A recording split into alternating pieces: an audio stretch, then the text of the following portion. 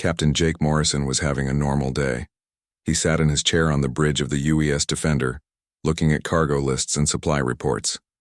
His ship was small but fast, one of many patrol vessels that kept watch over human space.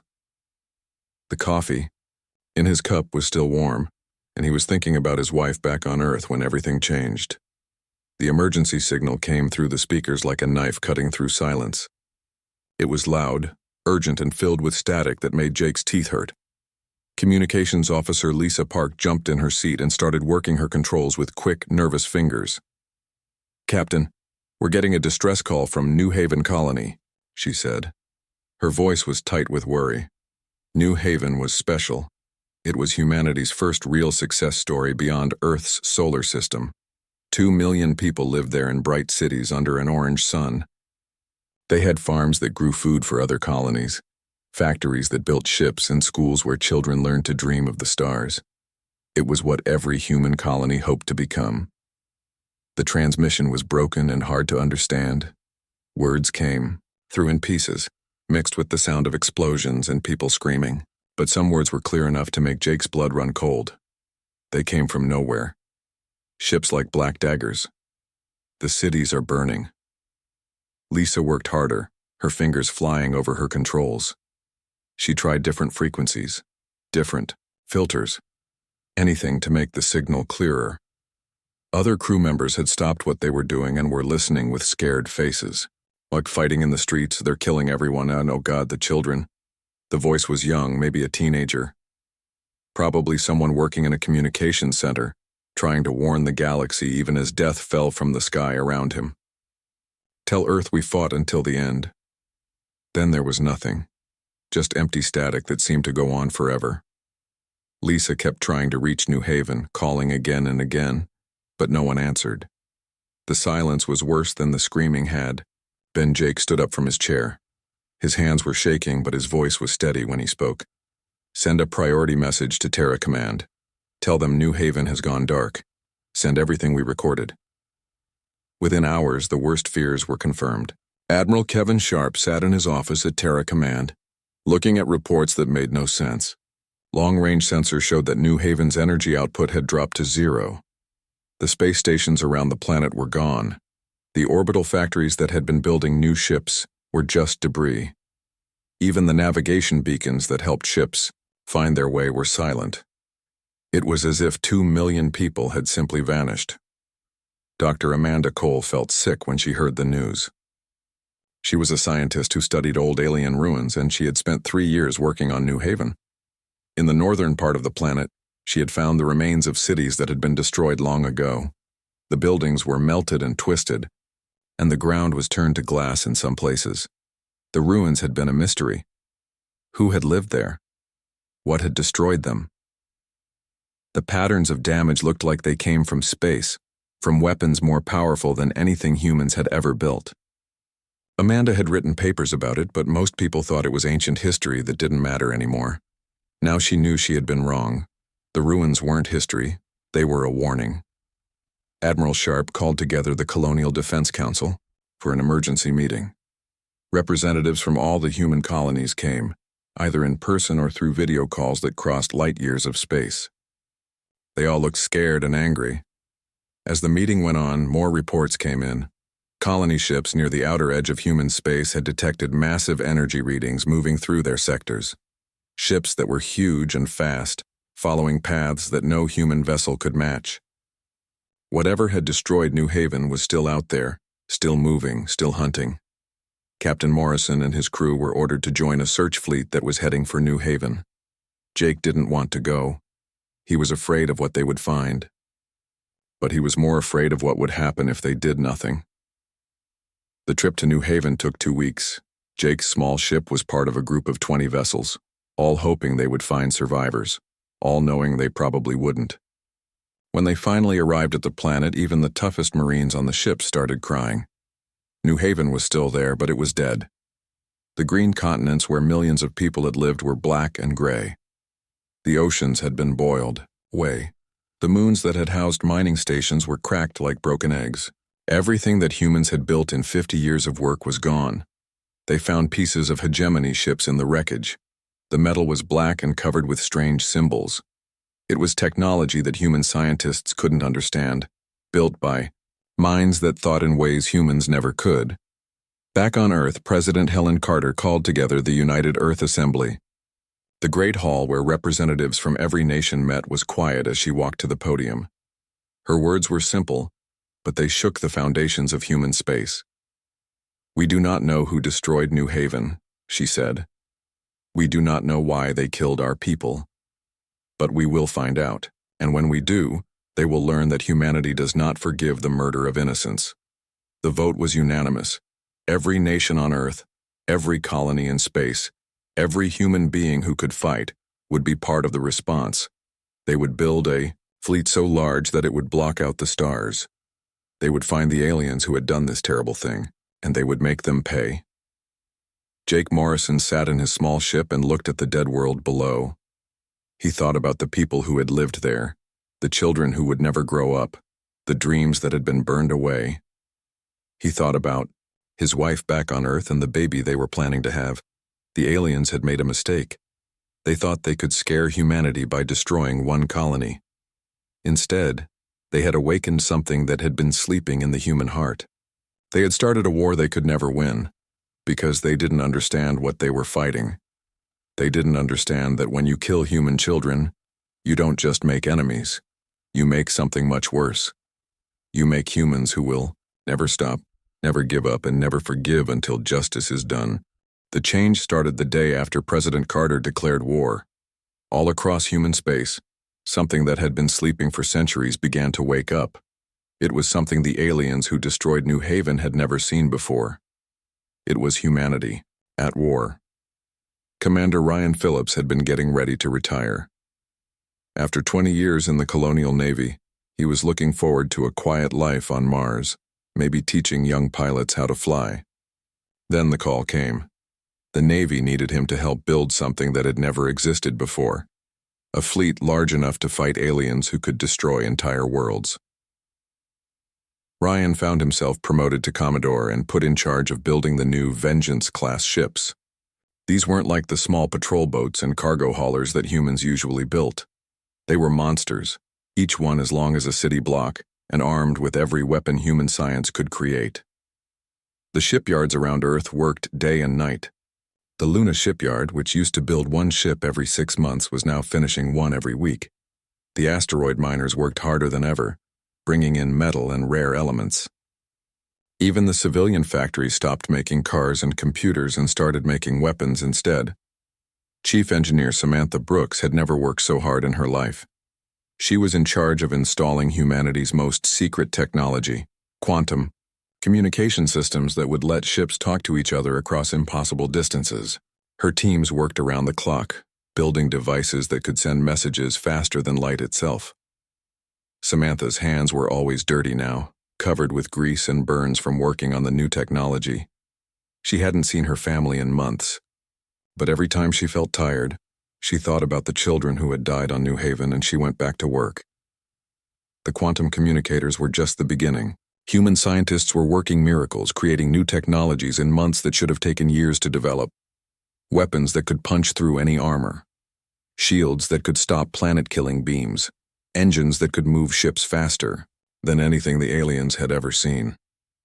Intelligence Director Nathan Cross was a thin, quiet man who spent his days studying every piece of information about the enemy. He read reports from the search fleets, analyzed fragments of alien technology, and tried to understand how beings from another world thought and fought. What he learned made him both hopeful and afraid. The aliens were powerful, but they fought like machines. They followed patterns and rules that never changed. They had been winning for so long that they had forgotten how to adapt when something unexpected happened. Humans, Nathan realized, were very good at being unexpected. Dr. Amanda Cole had become one of the most important people in human space. Her knowledge of the ancient ruins on New Haven was the only clue humanity had about their enemies. She worked with teams of scientists, translating alien writing and trying to understand technology that was older than human civilization. The breakthrough came when Amanda found a hidden chamber deep in the ruins on another world. Inside were star maps and records left by the planet's original inhabitants. The aliens who had destroyed New Haven called themselves the Hegemony. They had been conquering and destroying for millions of years, wiping out any species that might become a threat. But the records revealed something important. The Hegemony had been sleeping for thousands of years, waiting in the dark spaces between stars. They only woke up when they detected certain types of technology. Humanity's new quantum drives had been like an alarm clock, telling the Hegemony that another species was getting too advanced. Amanda shared her discoveries with the fleet commanders. Now they knew they weren't just fighting for revenge. They were fighting for the survival of every intelligent species in the galaxy. If humanity lost, the Hegemony would keep destroying until nothing was left but empty worlds and silence. Admiral Lisa Park had been promoted from communications officer to fleet admiral in less than 2 years. It was the fastest promotion in military history, but no one questioned it. Lisa had shown a talent for space warfare that surprised everyone, including herself. She could see patterns in enemy movements that other commanders missed, and she always seemed to know where to hit the aliens where it would hurt most. Lisa's flagship was the UES Retribution, a massive dreadnought that carried more firepower than some entire fleets. Its crew was made up of volunteers from the outer colonies, people who had left their homes to fight for humanity's future. The ship's memorial wall had the names of all 2 million people who had died on New Haven, carved into black metal that gleamed like stars. Every ship in the growing human fleet had one of these memorial walls. The names reminded everyone what they were fighting for. They weren't just soldiers anymore. They were the children and grandchildren and great-grandchildren of Earth, carrying the hopes of humanity into the dark. The real breakthrough came when Dr. Cole's team learned how to build weapons that could hurt Hegemony ships. The aliens protected their vessels with quantum fields that made them nearly impossible to damage. But the ancient records showed how the fields worked, and human engineers found ways to disrupt them. They called them resonance weapons, and they were humanity's first real chance to fight back. The technology was shared with every ship in the fleet, from the biggest dreadnoughts to the smallest fighters. For the first time since New Haven burned, humans had weapons that could make the aliens bleed. Captain Eric Johnson commanded the UES Innovation, an experimental ship that was testing new stealth technology. His vessel could hide from alien sensors by bending space around itself, becoming invisible to everything except human eyes. The first test mission was both terrifying and exciting. Eric's ship approached a Hegemony patrol vessel that was guarding an empty system. The alien ship was huge and dark, covered with weapons that could destroy cities. For 12 hours, the Innovation crept closer, waiting to see if the aliens would detect them. They didn't. Eric's ship got close enough to count the alien gun ports before firing every weapon they had. The Hegemony ship exploded in a ball of fire that lit up the system. It was the first time humans had destroyed an alien vessel, and the victory felt sweeter than anything Eric had ever experienced. General Patricia Lane was training her Marines for something that had never been done before: boarding alien ships and fighting hand-to-hand combat in environments designed by completely different minds. Her soldiers would have to fight in different gravity, breathe different air, and navigate spaces that followed alien logic. Patricia's Marines trained in mock-ups built from pieces of destroyed Hegemony ships. They learned to move in zero gravity, to fight in corridors that twisted in impossible directions, and to think like their enemies while keeping their human hearts. They were getting ready for a kind of warfare that would decide the fate of the galaxy. The final piece of the puzzle came when human scientists learned how to copy alien faster than light travel. The new drives could move entire fleets across the galaxy in weeks instead of months or years. Combined with human tactical thinking, the new technology meant that humanity could strike anywhere, anytime, without warning. Admiral Sharp stood in the command center at Terra Command, looking at a holographic display that showed the positions of human ships. There were thousands of them now, scattered across dozens of star systems. Each one was crewed by people who remembered New Haven, who carried the anger and determination of their entire species. The aliens had made a terrible mistake. They thought they were fighting a primitive species that would give up after one defeat. They didn't understand that humans were not like other species. When humans were pushed to the edge, they didn't retreat. They got angry. And angry humans were the most dangerous things in the galaxy. The sleeping giant was awake now, and it was time to show the hegemony what happened when you murdered human children. The war began again without any warnings or declarations. Across 12 star systems, hegemony bases that had existed for thousands of years simply stopped existing. Human fleets appeared out of nowhere, struck with overwhelming force, and vanished, back into the dark before the aliens could respond.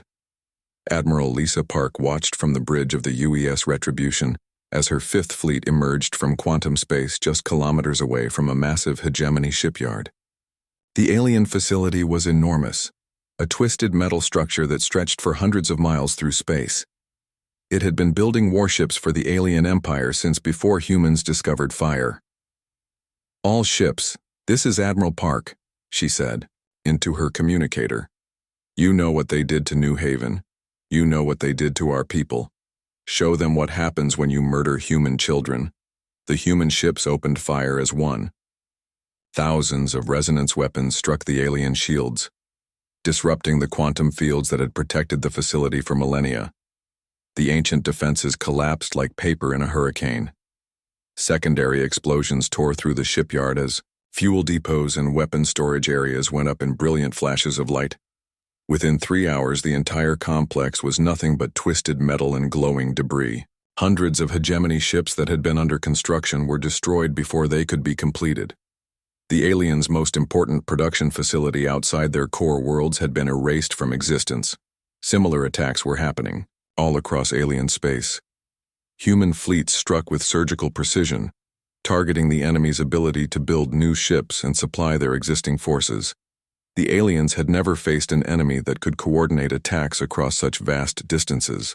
Their rigid command structure, perfect for controlling conquered species, proved unable to adapt to humanity's flexible tactics.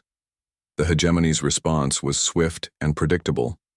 Their core fleets, massive formations that had conquered dozens of civilizations, began moving to crush what they assumed was humanity's final desperate gambit. The alien commanders believed they were facing a primitive species making one last attack before surrendering. They had never been more wrong about anything in their long, violent history.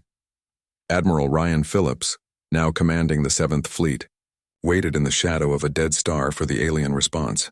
His ships were arranged in a formation that looked random to alien sensors, but followed patterns that human tactical computers had spent months perfecting.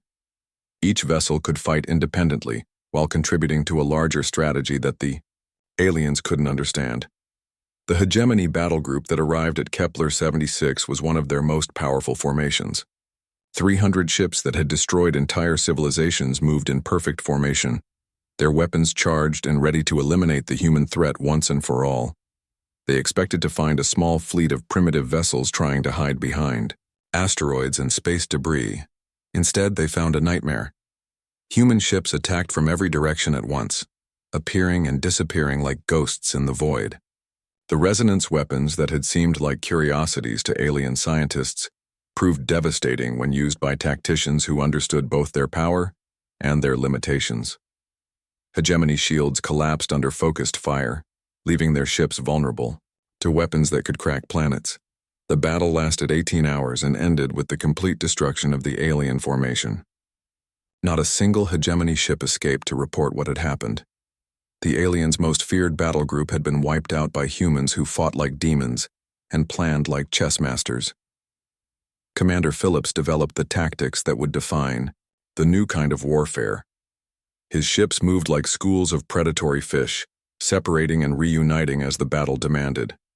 Individual vessels could break away to pursue targets of opportunity, then rejoin the main formation when needed. The alien ships, used to fighting in rigid hierarchies, couldn't adapt to an enemy that seemed to be everywhere at once. Dr. Amanda Cole was analyzing captured alien communications when she made a discovery that changed everything. The beings humanity was fighting were not the original hegemony. They were the descendants of conquered races. Their minds modified and their bodies changed to serve masters who remained hidden in the galactic core. Each human victory was freeing enslaved minds that had forgotten their original identities.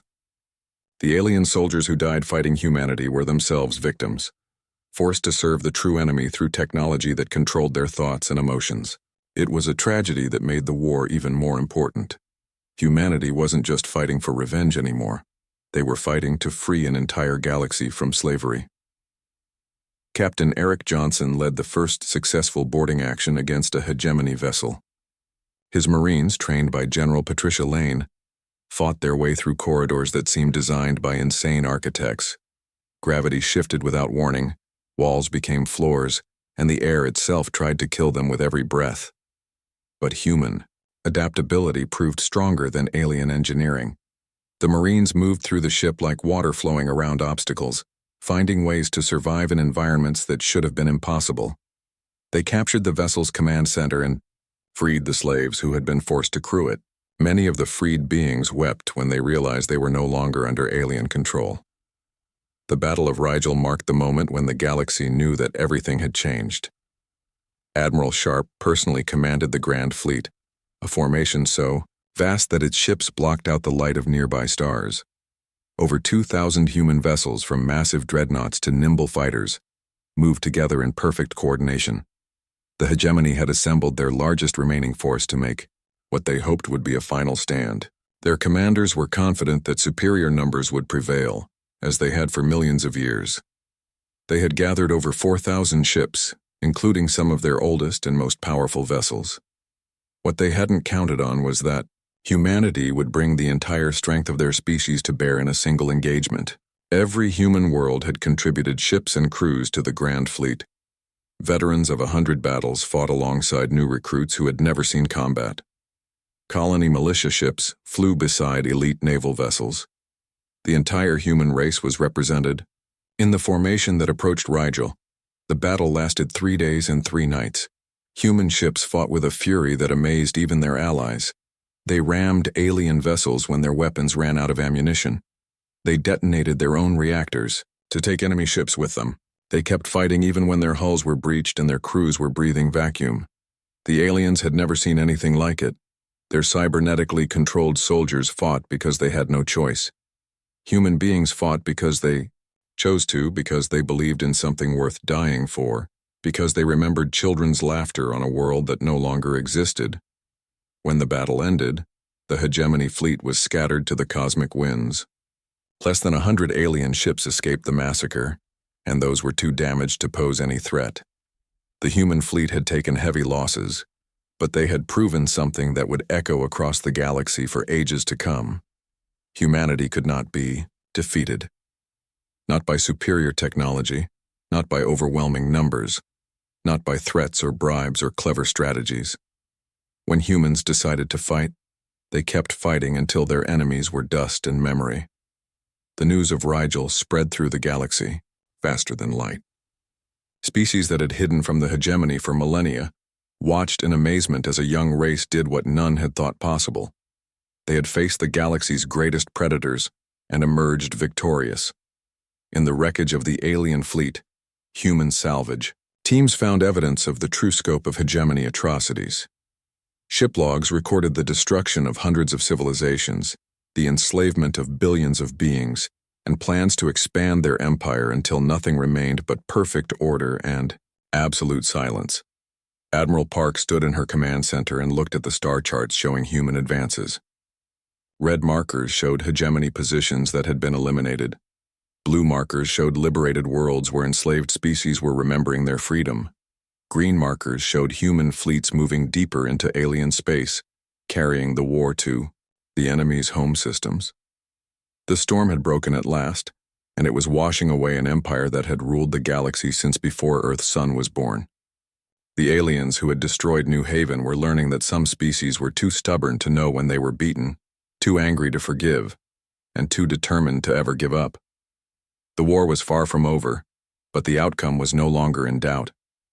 Humanity had found its strength, and nothing in the galaxy would ever be the same. 2 years had passed since New Haven died, and human space looked completely different. Where peaceful cargo ships once carried goods between colonies, massive war fleets now moved with deadly purpose. Every human world had become a fortress, and every human citizen had become a soldier in the fight for survival. Admiral Lisa Park stood on the bridge of her new flagship, the UES Retribution. The ship was so large that small fighters could land inside its hangar bays. Its crew of 3,000 people came from every human colony, volunteers who had left their families to fight for humanity's future. Each person on board wore a small patch with the name of someone who had died on New Haven. The memorial wall in the ship's main corridor was covered with 2 million names, carved into metal that gleamed like starlight. Crew members would stop and touch the names as they walked by, remembering that they were fighting for more than victory. They were fighting for justice. Lisa had changed a lot in 2 years. The young communications officer who used to worry about static and radio signals was now one of humanity's greatest military commanders. She could look at star charts and see patterns that other people missed. She knew how to move thousands of ships like pieces on a chessboard, always staying one step ahead of the enemy. The breakthrough that changed everything came from Dr. Cole's research team. Working with fragments of ancient alien technology, they had learned to build weapons that could disrupt the quantum fields protecting hegemony ships. The devices were called resonance weapons, and they gave humanity its first real chance to fight back. The technology was shared with every ship in the human fleet, from the massive dreadnoughts that could crack planets to the small fighters that darted between enemy ships like angry wasps. Every human vessel now carried weapons that could hurt the aliens. The playing field was finally level. Captain Eric Johnson had become something of a legend among human pilots. His ship, the UES Innovation, had conducted the first successful stealth attack against a hegemony vessel. Using experimental technology that bent space around his ship, Eric could approach enemy vessels without being detected. His crew had destroyed 17 alien ships in 2 years, and each victory made the enemy more afraid. The stealth technology was based on principles that human scientists barely understood. They had learned to create bubbles of twisted space-time that made ships invisible to alien sensors. It was dangerous work. One mistake could tear a ship apart at the atomic level. But the pilots who volunteered for stealth missions knew that the risk was worth it. Eric's latest mission had taken him deep into enemy territory, farther from human space than any ship had ever gone. He and his crew spent 3 weeks mapping hegemony supply routes, learning how the aliens moved resources between their worlds. The information they gathered would be crucial for the coming offensive. General Patricia Lane was preparing her Marines for the most difficult mission in military history. They would have to board alien ships and fight hand-to-hand combat in environments that human minds could barely comprehend.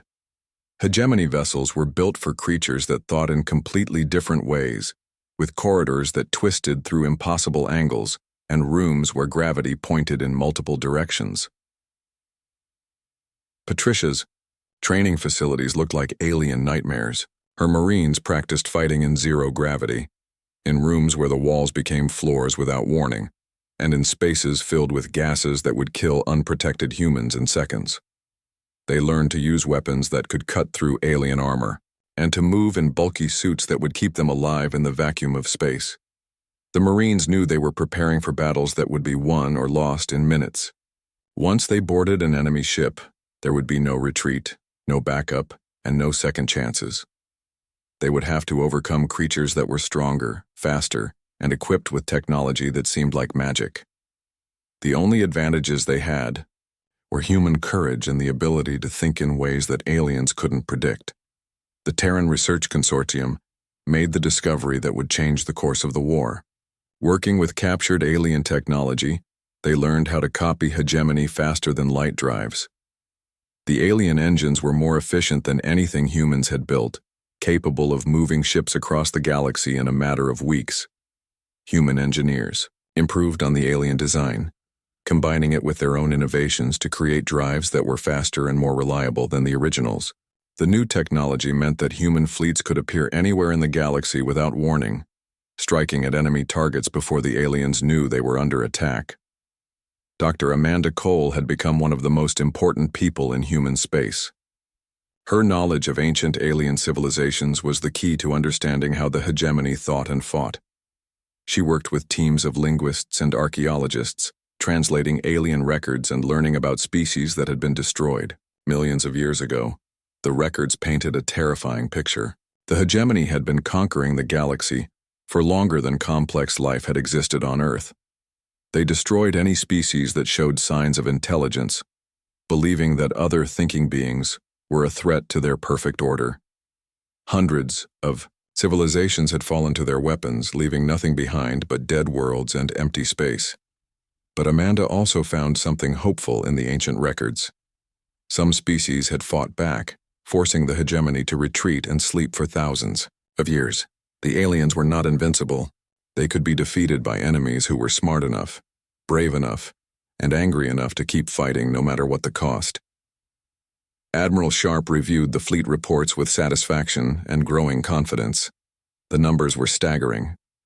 Humanity now had over 10,000 warships of various sizes, from massive fleet carriers that could launch hundreds of fighters to small corvettes that could slip through enemy defenses.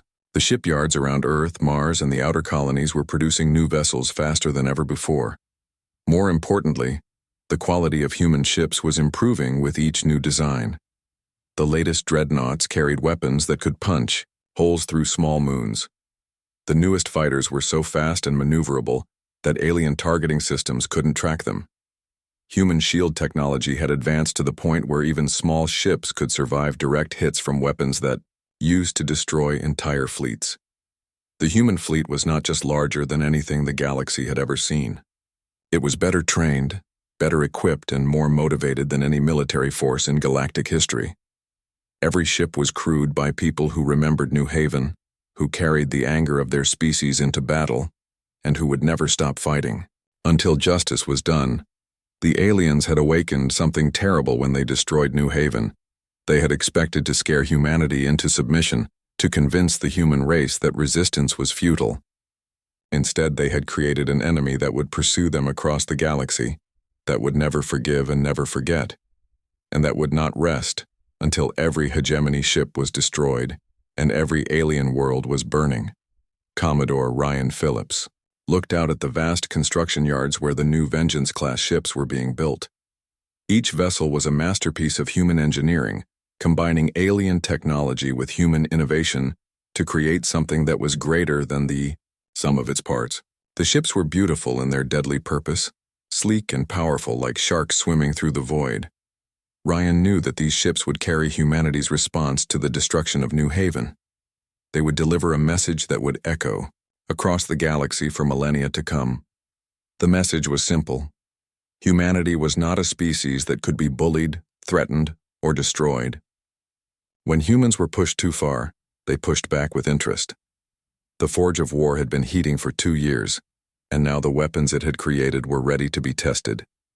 The aliens who had murdered 2 million innocent people were about to learn that their victims had friends, family, and an entire species that would never let their deaths go unavenged. The sleeping giant was not just awake now. It was angry, it was armed, and it was coming for them. The final phase of the war began with humanity doing something that no species in galactic history had ever managed. They brought the fight to the hegemony's home systems, the ancient core worlds where the true masters of the alien empire had ruled for millions of years. Admiral Lisa Park commanded the Deep Strike Fleet, a formation of humanity's most advanced ships carrying the best crews and deadliest weapons. These vessels had been built specifically for the final assault, combining every lesson learned from 3 years of warfare.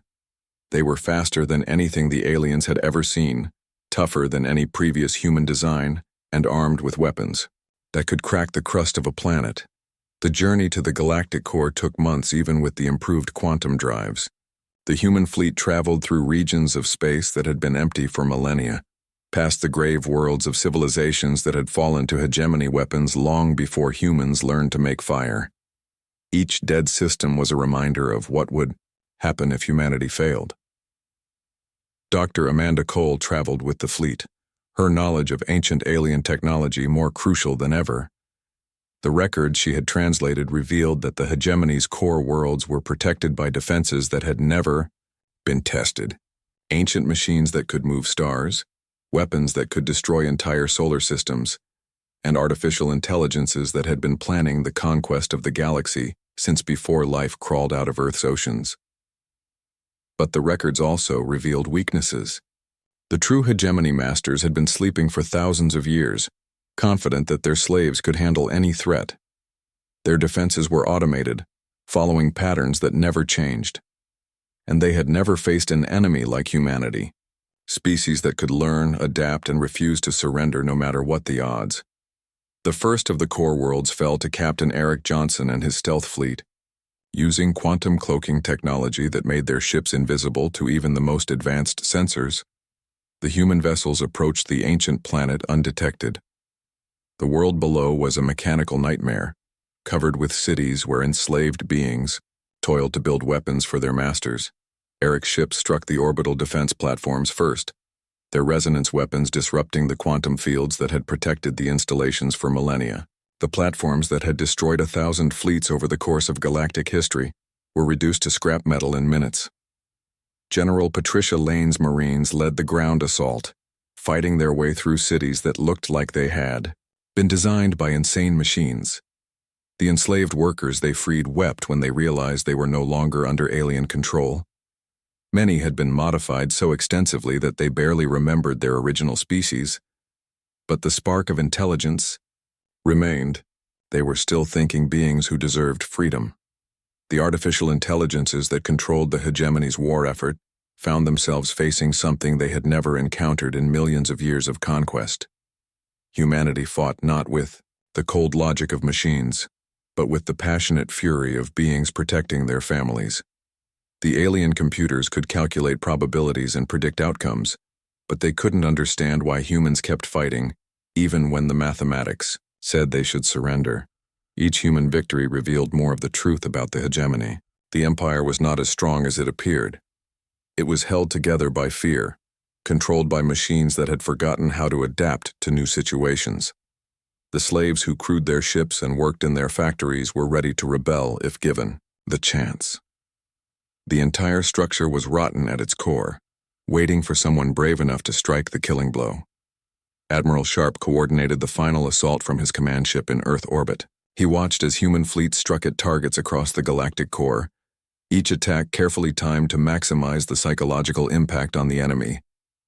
The aliens who had ruled the galaxy for so long were learning what it felt like to be afraid.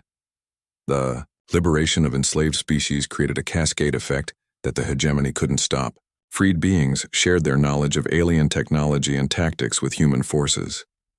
They revealed the locations of hidden bases and the weaknesses of hegemony defenses. Most importantly, they spread the word that resistance was possible, that the empire that had seemed eternal could be brought down by beings who refused to accept slavery. Captain Morrison, the patrol officer who had received the first distress call from New Haven, now commanded a liberation fleet tasked with freeing the slave worlds. His ships carried not just weapons, but medical supplies, food, and technology to help newly freed civilizations rebuild their societies. The same humanity that had created weapons capable of destroying planets was now using its technology to heal the wounds left by millions of years of oppression. The final battle took place at the hegemony capital, a world that had been the center of galactic tyranny since before humans discovered agriculture. The planet was protected by defenses that had never been breached, surrounded by a fleet that had conquered 1,000 species. The artificial intelligences that controlled the empire had gathered their remaining forces for one last stand. Admiral Park's fleet approached the capital world knowing that this battle would determine the fate of every intelligent species in the galaxy. If humanity failed here, the hegemony would rebuild and continue their campaign of destruction. If they succeeded, the galaxy would be free for the first time in millions of years. The battle was unlike anything that had come before. Human ships fought their way through defense networks that could destroy entire fleets with a single shot. They faced weapons that could manipulate gravity, beams that could stop time, and missiles that existed in multiple dimensions simultaneously. The hegemony threw everything they had at the approaching human fleet, determined to preserve their empire at any cost. But humanity had advantages that the aliens couldn't understand or counter. Human crews made split-second decisions that artificial intelligences couldn't predict. Human pilots flew their ships in ways that violated every rule of space combat. Human commanders changed their tactics from moment to moment, adapting to new threats faster than the alien computers could calculate responses. Most importantly, humans fought for something that the hegemony had never understood: the right of intelligent beings to be free. Every human ship carried the memory of New Haven, the knowledge that their species could be wiped out if the aliens won. They fought not just for victory, but for the survival of hope itself. When the capital world's defenses finally fell, the artificial intelligences that had controlled the hegemony for millions of years were captured intact. Dr. Cole and her team worked to understand the alien computers, learning the full scope of the Empire's crimes against intelligence itself. The records they uncovered would take centuries to fully catalog. But one thing was clear: the galaxy was finally free. The memorial service for New Haven was held on the restored world, in gardens where representatives of 47 liberated species came to pay their respects. The planet that had been turned to glass and ash was green again, its cities rebuilt, and its people remembered. President Carter, now old but still strong, read the names of the dead while representatives of dozens of alien species listened in respectful silence. "They died believing they were forgotten," she said, her voice carrying across the memorial plaza. "Instead, they became the spark that lit a fire across the galaxy. The hegemony learned too late that when you destroy one human colony, you declare war on all of humanity. And we never forget our own." Admiral Sharp's final report to the Colonial Council became required reading at every military academy in human space. His words were carved into monuments on 100 worlds, a reminder of what could be accomplished when beings stood together against tyranny. "Let this be remembered by all who would threaten intelligent life," he wrote. "Humanity is not a species that forgives the slaughter of innocents. We are not a species that accepts defeat. We are not a species that abandons our own. And when pushed to the edge of extinction, we do not retreat. We advance until our enemies exist only in memory and their victims live free." Captain Johnson, now Admiral Johnson, commanded the exploration fleets that carried human ambassadors to species hiding beyond the galactic rim. The same technology that had made their warships unstoppable now powered vessels of peace, bringing together civilizations that had thought themselves alone in the universe. The hegemony's former slave worlds became the foundation for the largest peaceful alliance in galactic history. Species that had been enemies for millennia found common ground in their shared experience of oppression and liberation. The galaxy that had known only war for millions of years began to learn the meaning of cooperation. On Earth, children learned the story of New Haven in their history classes. They learned about the 2 million people who had died and the war that followed their deaths. They learned that sometimes the price of freedom was terrible, but that intelligent beings had a duty to protect each other from those who would enslave or destroy them. The war was over. The hegemony was gone. The galaxy was free. And humanity, the young species that had once huddled around a single star, had become the guardians of freedom for countless worlds among the infinite stars.